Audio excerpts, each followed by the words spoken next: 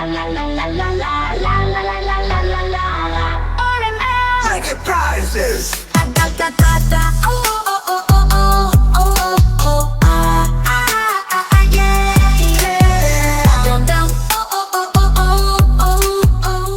Hello po mga madam, another interior project curtain installation here in Gatchawin, Arayat, Pampanga.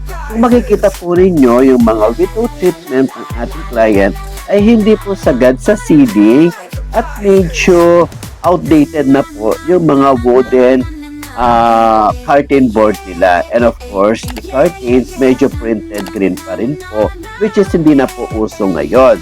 So ang ginawa po natin is tinaas po natin lahat yung mga window treatment natin sagad sa ceiling. Tinanggal po natin yung mga wooden curtain board ng client natin at somehow pinarepaint po natin yung tanggal doon sa mga wooden board para po malinis tignan.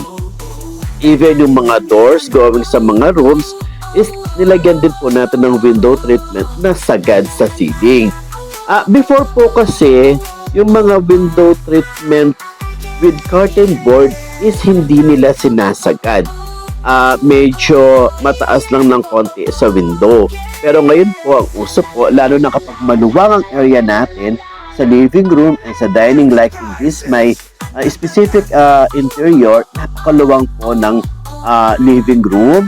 Kasama na po yung dining. Actually, they have one big living room, another small visitors room, and the dining area.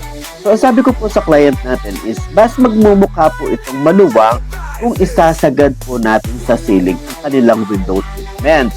And of course, ilalapad po natin ng konti.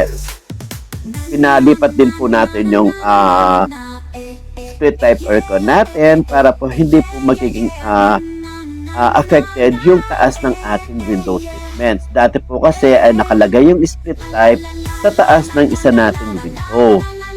So in this particular interior, isang malaking area lang po siya.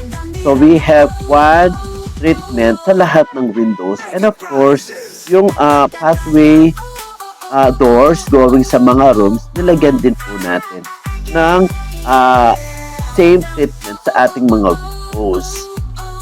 Nung makita po ng client natin ang ginawa natin curtains, they decided na palitan na rin po yung L-shape sofa na medyo hindi na po terno sa ating interior.